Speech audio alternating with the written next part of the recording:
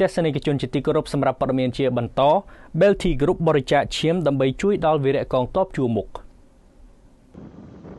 ឯកឧត្តមបណ្ឌិតលីឆេងតំណាងរាជមណ្ឌលរាជធានីភ្នំពេញនិងជាស្ថាបនិកអគ្គនាយក Belty Group បានអញ្ជើញដឹកនាំគណៈគ្រប់គ្រងបុគ្គលិកសាស្ត្រាចារ្យលោកគ្រូអ្នកគ្រូនិស្សិតព្រមទាំងយុវជនសសយកយុវជនកាកបាទក្រហមកម្ពុជានិងយុវជនកាយរិទ្ធសរុបជិត 1000 នាក់នាថ្ងៃសៅរ៍ទី 10 ខែមករាឆ្នាំ 2026 ដែលបានស្ម័គ្រចិត្តចូលរួមយុទ្ធនាការបរិច្ចាគឈាមដើម្បីវីរៈកងទ័ពជួរមុខនៅសាកលវិទ្យាល័យ Belty អន្តរជាតិទីតាំងទី 2 ស្ពានអាកាសចោមចៅយោងតាមរបាយការណ៍របស់ឯកឧត្តមលីណាវុធអគ្គនាយករង Belty Group និងជាសាកលវិទ្យាធិការនៃសាកលវិទ្យាល័យ Belty អន្តរជាតិបានឲ្យដឹងថា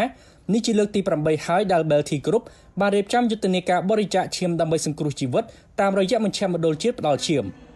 ការបរិច្ចាគឈាមលើកនេះប្រព្រឹត្តទៅរយៈពេលពេញមួយថ្ងៃគឺចាប់ពីម៉ោង 8 ព្រឹករហូតដល់ម៉ោង 5 ល្ងាចដោយមានគណៈគ្រប់គ្រងបុគ្គលិកសាស្ត្រាចារ្យលោកគ្រូអ្នកគ្រូនិងនិស្សិតនៃ Belty Group ព្រមទាំងយុវជនសសយកយុវជនកាកបាទក្រហមកម្ពុជានិងយុវជនកាយរដ្ឋប្រចាំសាកលវិទ្យាល័យ Belty អន្តរជាតិបានស្ម័គ្រចិត្តចុះឈ្មោះរួចចំនួន 1000 នាក់និងកំពុងបន្តចុះឈ្មោះបរិច្ចាគឈាមជាបន្តបន្ទាប់ទៀត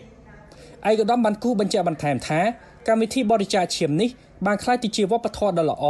និងជាព្រឹត្តិការណ៍ប្រចាំឆ្នាំរបស់ Belty Group ផងដែរ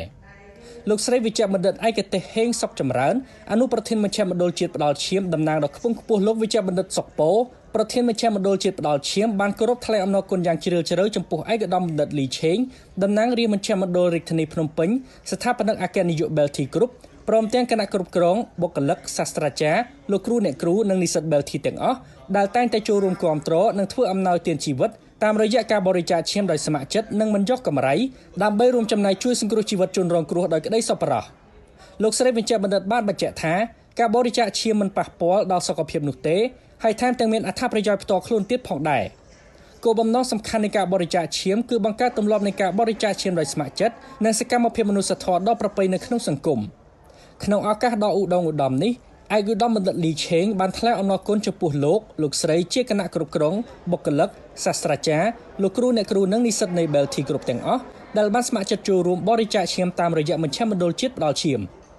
ឯកឧត្តមបណ្ឌិតបានមានប្រសាសន៍ថាការបរិច្ចាគឈាមគឺជាការបង្ហាញពីសាមគ្គីភាពនិងការចូលរួមការងារសង្គមដើម្បីប្រទេសជាតិទឹកចិត្តតែមួយខ្មែរតែមួយជាមួយវីរៈកងទ័ពជួរមុខដែលបានការពារជាតិបូរណភាពទឹកដីនិងជួយសង្គ្រោះជនរងគ្រោះដែលត្រូវការឈាមជាបន្ទាន់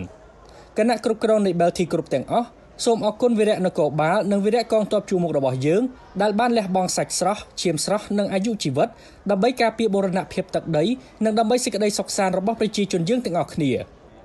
ឯកឧត្តមបណ្ឌិតក៏បានជម្រាបជូនផងដែរថាកម្មវិធីបរិច្ចាគឈាមនេះគឺជាផ្នែកមួយរបស់សមាគមសប្បុរសធម៌ Belty ដែល Belty Group បង្កើតឡើងក្នុងគោលបំណងចូលរួមចំណែកជាមួយរាជរដ្ឋាភិបាលក្នុងការជួយសហគមន៍ដែលជួបការលំបាកតាមរយៈការចូលរួមកិច្ចការសង្គមការងារមនុស្សធម៌និងសប្បុរសធម៌ជាច្រើនដូចជាការជួយឧបត្ថម្ភដល់ប្រជាជនងាយរងគ្រោះគ្រួសារខ្វះខាតឬជួបការលំបាកចាស់ជរាគ្មានទីពឹងក្មេងកំព្រាស្ត្រីទើបសម្រាលកូននិងការផ្ដល់ជំនួយសង្គ្រោះបន្ទាន់ផ្សេងៗជាច្រើនទៀតនិងមានពាក្យស្លោករបស់ខ្លួនគឺការអប់រំត្រូវផ្សារភ្ជាប់ជាមួយសិលធម៌និងគុណធម៌